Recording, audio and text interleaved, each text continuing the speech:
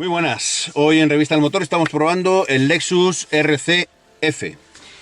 Ese apellido F es el que hace de la versión más potente de la gama RC el objeto de esta prueba. Y estamos probando la versión RC-F porque es un vehículo bastante emocional. Dentro del concepto de coupé deportivo, sigue siendo un vehículo de tracción trasera con un motor V8 de 5 litros, 477 caballos y una longitud en torno a los 4,70 metros. Además, dispone de dos plazas traseras que, si bien es cierto, no son muy utilizables por la poca distancia que hay en el techo, para las personas más bajas o para niños sí que son utilizables y que son realmente cómodas para ese tipo de personas. El RC-F está a la venta a partir de 86.700 euros. Hay tres versiones, que son la Executive, la Carbono Package y la Luxury. Nosotros estamos probando la Luxury. Se diferencia del resto de versiones en que los asientos son de cuero integral, aparte de otras series, otros equipamientos que lleva esta versión.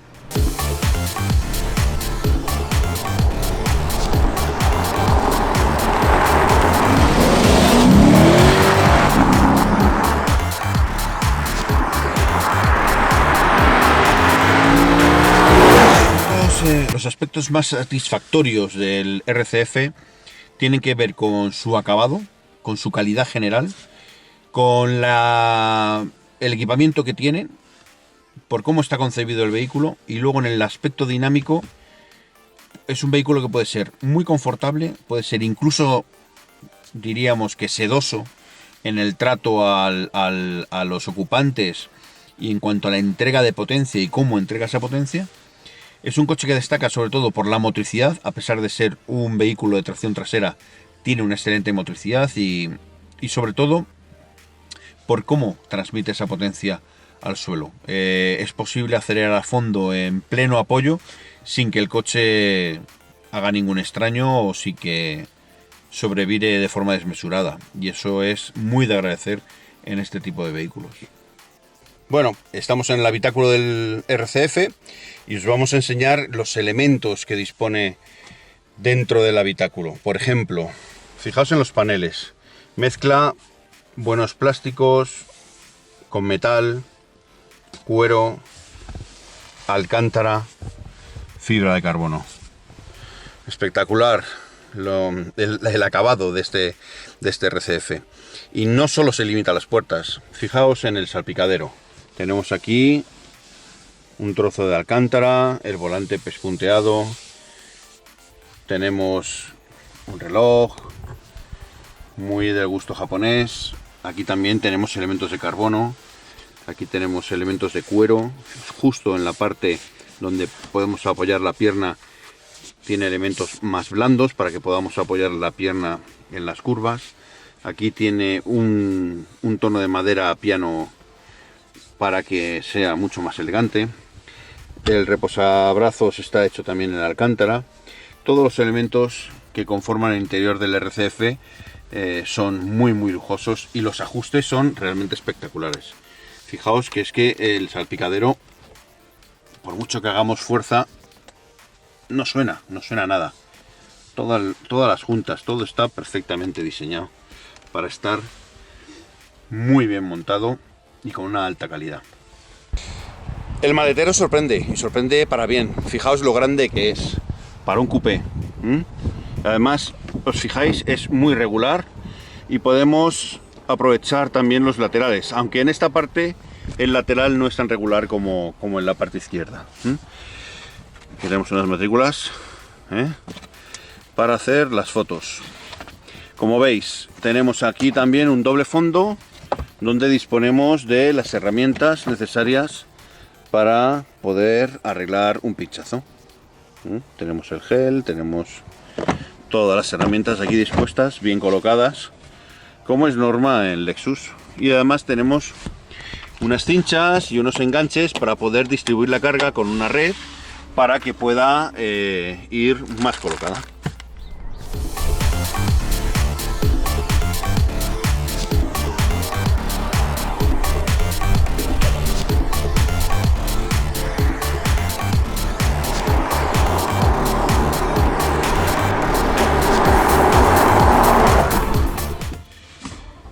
Bueno, como veis hemos arrancado, el volante se ha venido hacia nosotros, tal y como estaba prefigurado en la posición en la que hemos grabado, tanto asiento como volante. Y veis que en nuestra posición, que es una posición correcta, con la espalda erguida, con los brazos bien flexionados, resulta que a pesar de que tenemos el asiento en la posición más baja, nuestra altura está comprometida y estamos prácticamente pegando con el techo. De hecho, pegamos y nos sentamos perfectamente. Tenemos que deslizarnos un pelín para no tener esa posición. Pero ya en esa posición no estamos tan cómodos. Luego tenemos otro hándicap, que es el sempiterno freno de mano. Que no es de mano, que es de pie. Y en el RCF sigue siendo de pie. ¿Qué nos pasa? Cada vez que nos metemos en el coche, siempre desconectamos el freno de pie. No sabemos cómo lo hacemos.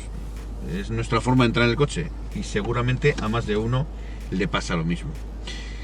El resto de los mandos, todo está bastante bien colocado y a mano.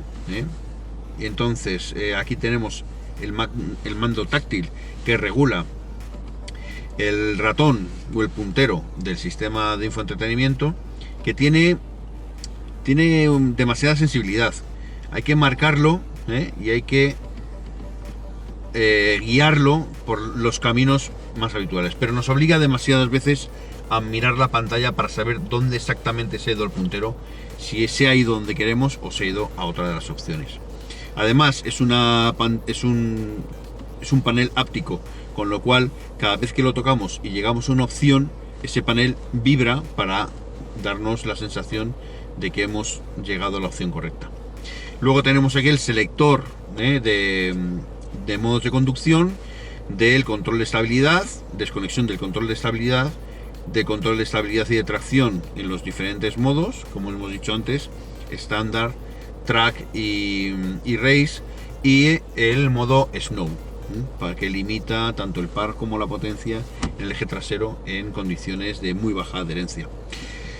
Como veis, un puesto de conducción muy deportivo, eso es cierto, con unos asientos que sujetan fantásticamente bien y con mucho lujo y mucha calidad que nos rodea. Os vamos a enseñar ahora mismo lo que tiene el cuadro de mandos, que también tiene su miga. Aquí os vamos a contar un poquito cómo funciona el cuadro del RCF.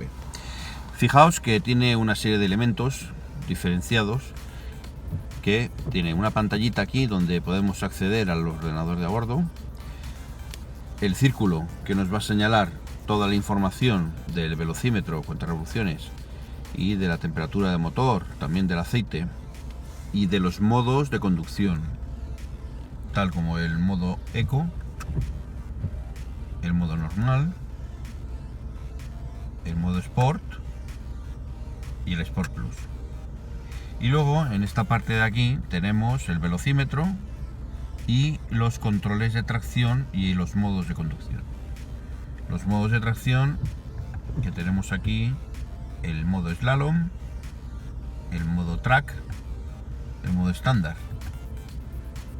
que son los tres modos que nos va a permitir configurar el control de tracción y de estabilidad para diferentes momentos y diferentes pistas de conducción. Uno de los aspectos más positivos que tiene el cuadro es que te va indicando en la parte del ordenador todos los eventos que podemos acceder con las barras de los mandos laterales. Si pulsamos o encendemos el control de lluvia del limpiaparabrisas, nos lo avisa. Si seleccionamos una sensibilidad más baja, pues aparece tal cual, ¿lo veis?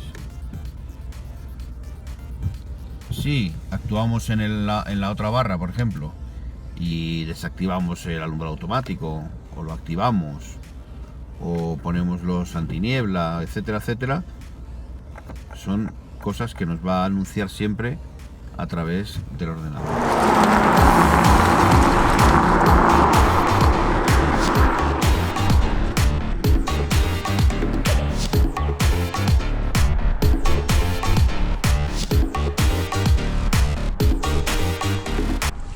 Bueno, pues aquí nos hemos metido en las plazas traseras del RCF, casi como un acto de fe, o para que veáis cuál es la limitación o las limitaciones con este coche. Bien, os podéis imaginar, una persona de 1,88, casi 1,90, aquí cabe mal.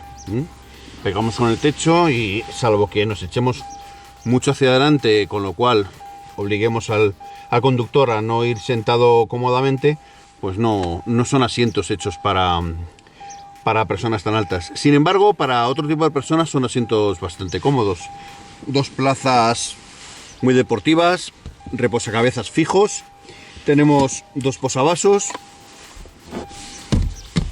un apoyabrazos aquí, estupendo, y unas salidas de aire. No podemos seleccionar la temperatura, pero por lo menos tenemos salidas de aire. Las ventanas muy pequeñas, mucha música a nuestro alrededor, con los altavoces del Mark Levinson aquí zumbando de lo lindo y con mucha calidad. Sorprende el escalón que hay justo debajo del asiento. Además, nos permite meter los pies justo debajo, incluso teniendo el asiento en la posición más baja, que eso se agradece. El hueco para entrar y salir no es muy grande, para los más grandes como yo, y voluminosos, sí, lo sé, que me lo decís. Y tenéis toda la razón, pues no nos cuesta bastante entrar. Los más ágiles seguramente lo tendrán más fácil, pero no es un coche destinado a llevar habitualmente a personas en las plazas traseras, aunque, como decimos, si son de un percentil normal, si son no demasiado altos y más bien delgaditos, no tendrán problema para entrar en este coche y poder viajar e incluso cómodamente. Escuchad.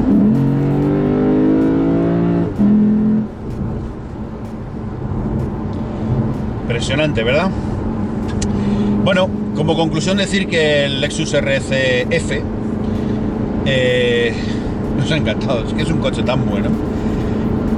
Quizá el motor atmosférico no tiene el punch que tiene el motor turbo de sus contrincantes, pero tiene ese encanto de tener un V8 y subir hasta pasadas las 7000 vueltas.